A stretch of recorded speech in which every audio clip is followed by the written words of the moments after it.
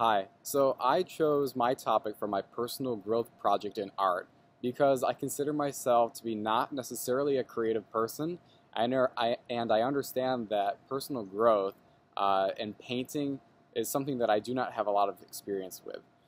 My mentor was a friend of mine. Her name is Michaela Connor. Her first 2 years at UF, she was an art major. Uh, and I went to go see her project showcase at the end of her sophomore year. So Michaela and art seems like an excellent combination for a personal growth project. So I just finished my first project here, and I learned a lot from my mentor about like the different context of the colors here between this blue and this blue for the path, and I learned a lot about like using different brushes. I have 5 different brushes here, and so like which ones are appropriate for using for like the leaves or for like the trees, and also in context of like objects that are in the distance versus objects that are closer up. You can see my tree back here, that's all the way in the distance. Overall, I'm really satisfied. I'm really happy with how this came out.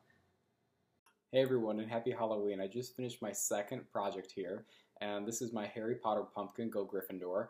And my mentor helped me out with the hair here and creating like the lightning bolt. And my biggest challenge was trying to get these eyes. I was trying to imitate an image where the eyes were looking up and overway to the corner. Didn't quite work out, but that's okay. I'm overall really satisfied with this project. I think it looks great, and I think it's right in the spirit for Halloween. Hey, so my third attempt at my personal growth project was a success, and my mentor was very helpful. She gave me a lot of feedback on using too much paint and putting too much paint onto the canvas. I had to wait for it to dry. I ended up having to repaint the mountains 3 or 4 times, but overall I'm really happy with how this turned out, and my mentor was very helpful in providing feedback on how to make the color differences here that you see, and really working on some of the texture objects here. Overall, very happy. So for my personal growth project, some of the connections to the class content include my personal values.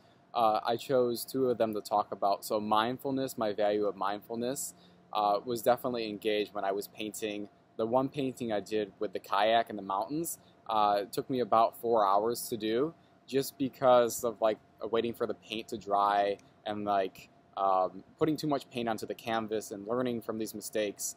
And waiting for it to dry and then repainting over it and then trying again and trying again also brought about this idea of my personal value of endurance, and so this idea of always persevering, always persisting on a task, and always achieving a goal.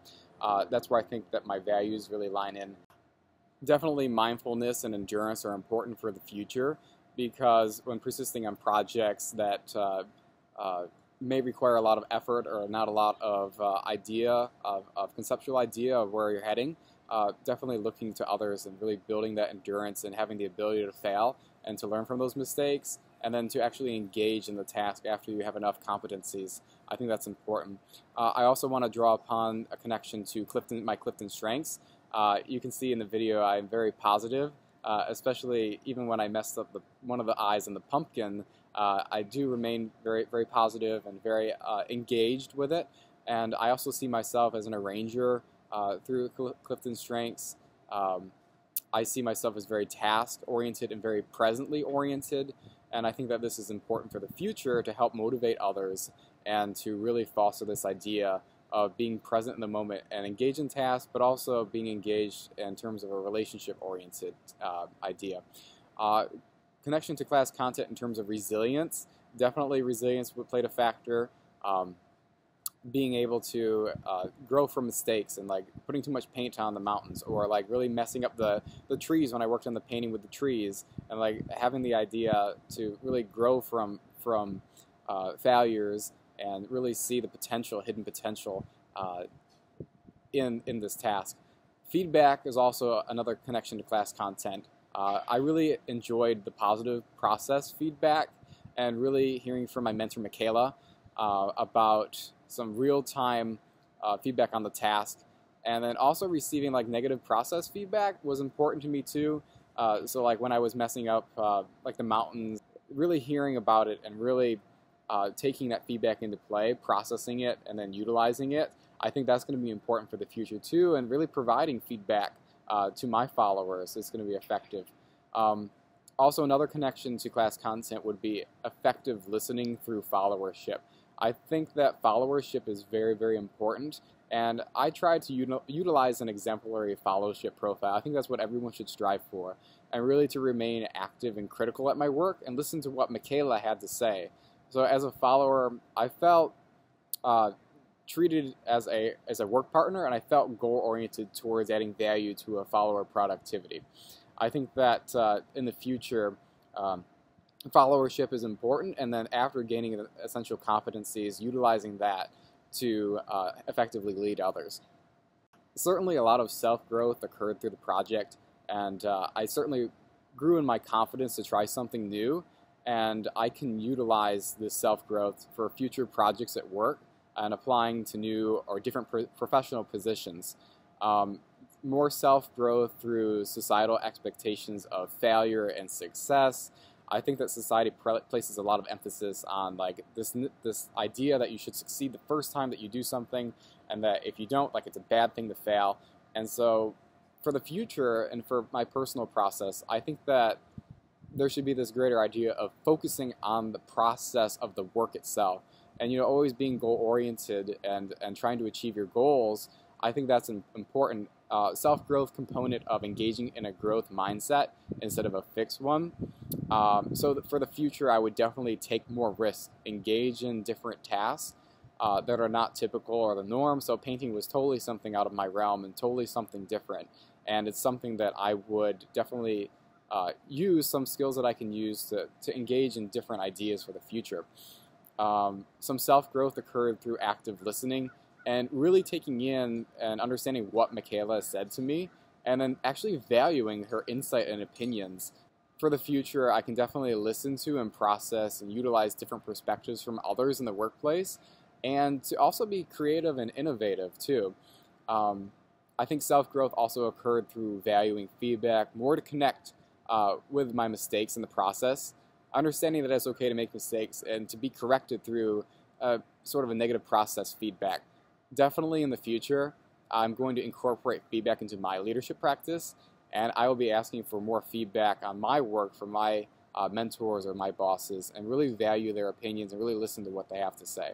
I definitely have grown in my leadership ability through this personal growth project, and really learning more about how to paint has allowed me to grow my ability through acquiring new skills and understanding that meaningful and effective leadership can take time to develop.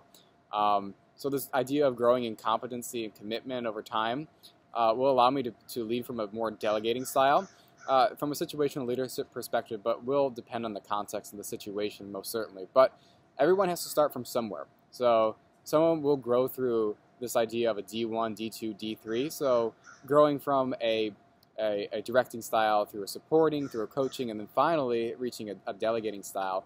And understanding that this growth is a process, and that you shouldn't really worry about getting to that a D4 style right off the bat, or leading with a D4 style, that it comes with time.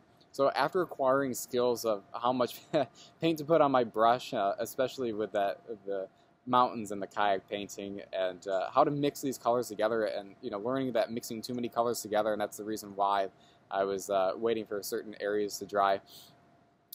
Which brushes to use, like how to make objects appear closer or farther away, and embracing definitely the virtue of patience and my value of mindfulness. After learning and processing these skills and values, I can then utilize them to effectively lead and teach others. For me, certainly path goal theory in my leadership style, I would definitely integrate path goal theory and transformational leadership into my personal practice. And so this is the idea of like trying to motivate others to achieve their goals, and then transformational leadership is leading with this idea of motivation, inspirational influence. And so I definitely can be a more effective leader by recognizing some psychological boundaries, whether it be confidence or just the lack of a growth mindset, and learning the necessary skills to overcome them, and then putting these newly acquired skills or knowledge to the test. By leading with them and by engaging with others definitely has allowed me to grow, and I'm very thankful for this project for me to be able to grow in my leadership ability.